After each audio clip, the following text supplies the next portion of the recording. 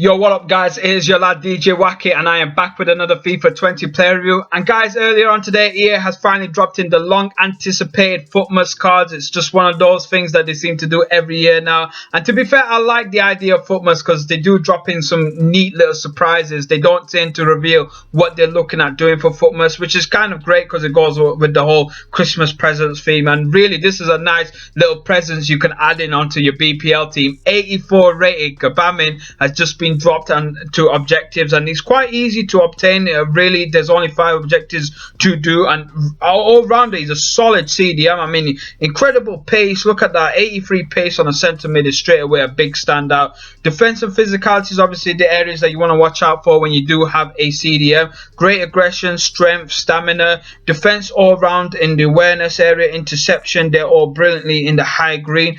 Incredible long shot and shot power as well, which is a bit of a, I say, a flashback to Yaya Toure. If you know Ivory Coast, they seem to produce a lot of incredible strong centre midfielders, and I think Gbamin is just a nice little addition to a BPL team, just to give you a bit of a flashback to FIFA 15 Yaya Toure. So anyway guys, earlier on today I was obviously on the weekend league, being the weekend as it is, and right now so far guys, I've got 6 wins, 6 losses, and I think Gbamin has pretty much helped out the team in coming in across and obviously getting hold of some of the victories that I did manage to obtain earlier on today. And I think what it is straight away is just presence were well aware on the field. So that was a nice assist to Aubameyang, which led up to a goal. He's in decent long pass, and I think that's one of the key areas that I do want to shout out straight away. He's quite nippy when it comes to short passes, long passes, but anything that goes in a bit more in the fancy area, when you such as dribbling and trying to pass, maybe trying to do a back heel pass or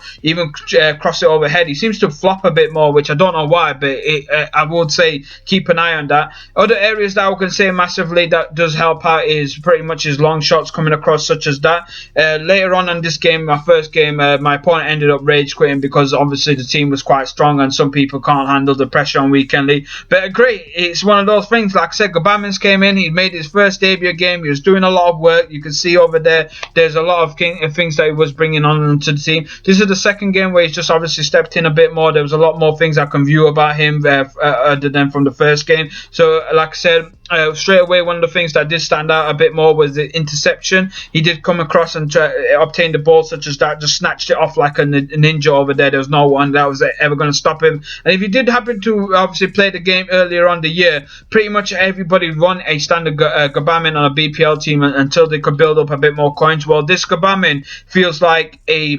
steroided, massive increased version of him. Someone peppered him up too much, gave him a bit much chicken, and he's just pretty much strong as hell now. He's very, very aggressive. Nice goal over there as well. Just he's like quite dominant on the field. His presence is well noticed, and one of the things that I don't understand quite much, right, is his work ratio is medium attack and high on defense, but he seems to come across onto the offensive side of the field a lot more. Now I've not had any custom tactics placed on him, not got any custom tactics on my team. He's just doing that on his own accordance, and like I said, I'm not going to complain because he did do quite well. He was obviously supporting the team, he was quite an anchor, he was passing it, he was attacking, he was defending, he was doing everything I can ask for in a centre midfielder. But he felt like for me he would be a lot more of a defensive player, but he just seemed to come across a lot more aggressive, which is quite a bit of a surprise, I would say. But like I said, it was a good surprise. I'm not complaining about that. He did wonders for the team. Like you see over there, just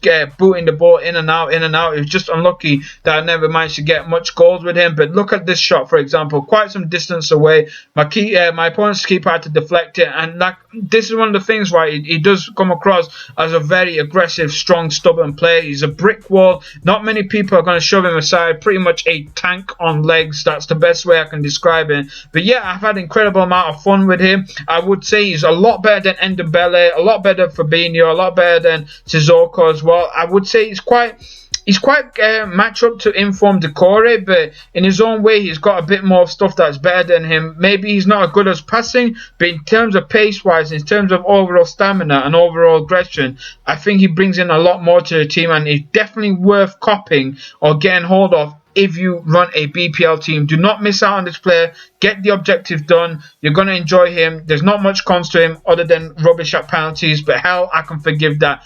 Godfather level, it deserves a good 8 out of 10 stars. Like I said, I really do think he's well balanced, covers all the key areas, fantastic pace for a centre mid, like a brick wall is the best way I can describe him. And the con side, I would say avoid that weak foot, which is pretty much an obvious. Only ground passes, try to keep it as much as possible, and avoid the advanced dribbling as much as you can do. But hell, he's not really a bad guy. He's honestly quite a good stable all-round fella to have on your team. Anyway, people, let me know what you thought of this review. If you do happen to be new on the channel, then please come aboard and hit that subscribe button and give the video a like if you do want to support me as well. Like I said, it is one of those things I want to do.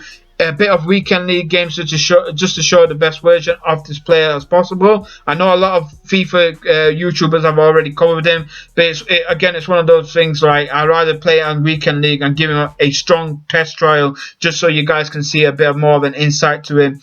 But yeah, like I said, I will definitely be getting hold of the full version of his card. I'm going to be completing the objectives. 5 games, 1 goal, 1 assist, decent all-round stats, and hopefully this review has helped you out.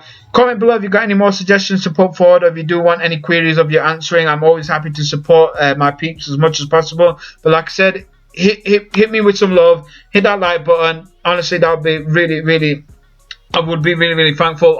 I'm losing the will to speak at the moment because I've got a massive sore throat, as you can tell. But yeah, that's the problem with Christmas. You also get a cold as soon as the cold weather comes in. But like I said, guys, that is it, people. That is all me done and dusted, and I'll see you all next time. Peace up. Group A, we got Clubberg, Berg, yeah. I don't know. It's a freaking Belgian. They've lost anyway.